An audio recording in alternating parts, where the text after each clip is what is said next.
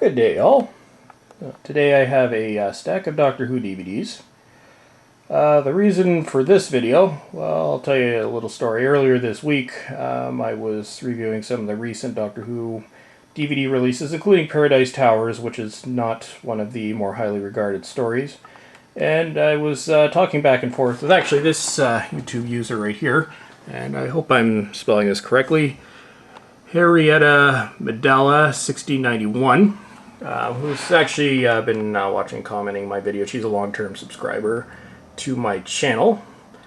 Anyway, so we were talking about Paradise Towers and her summation of, well, that and the whole of season 24 was the equivalent of sitting through a whole season's worth of Batman and Robin, which actually that comment was, I'll give her credit, that was funny. I don't know if the way I said it actually translated the hilarity, and that's actually probably going nowhere in the way I'm describing it. But anyways, yeah, Batman and Robin, one of the worst movies I've ever seen.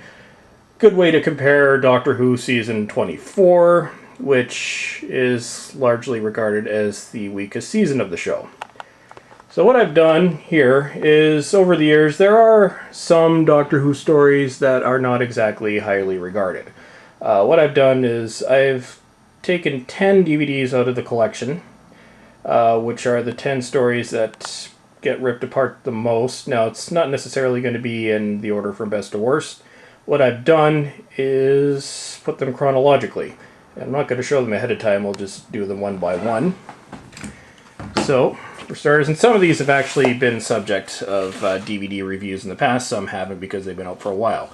So, to start out with, we're going to begin with the William Hartnell years, the Web Planet.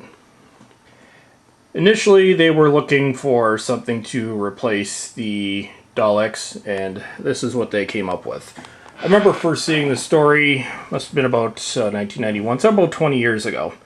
Almost thinking it was a joke when looking at the creatures, monsters, whatever you want to call them that, and I'm not exactly sure why William Hartnell looks very cranky in this image right here, but he was also known as perhaps not always being the jolliest of people. So that's the Web Planet.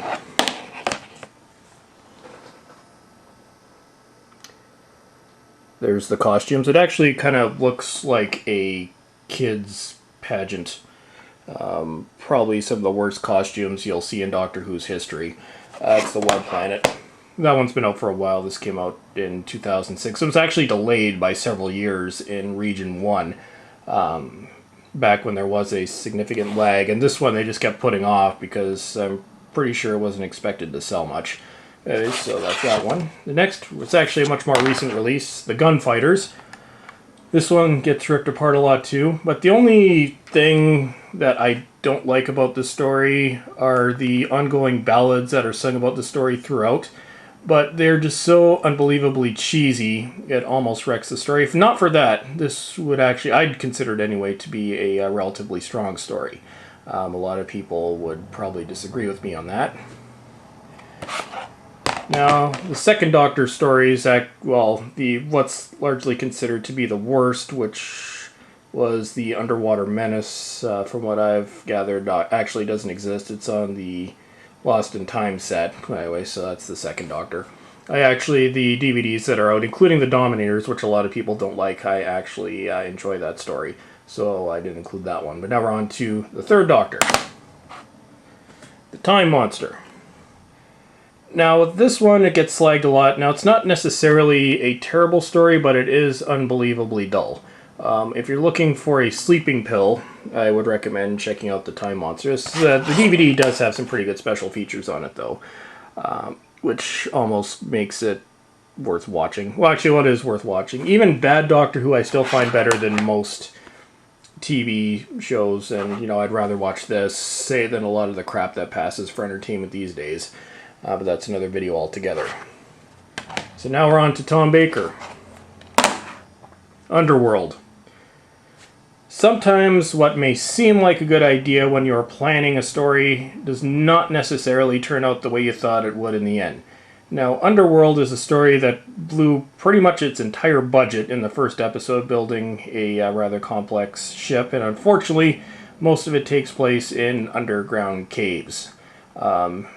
And rather than build caves, what they used was color separation, overlay or blue screen, or these days it would be green screen, depending on what you want to call it. But anyways, so the whole story after that is just horribly distracting because you could tell it's horribly distorted with the images in the background. They did the best of what they could at the time, but even in the 1970s, it still just looked less than, well, wonderful. So that's Underworld. By far, I'd say most people would argue Tom Baker's weakest story.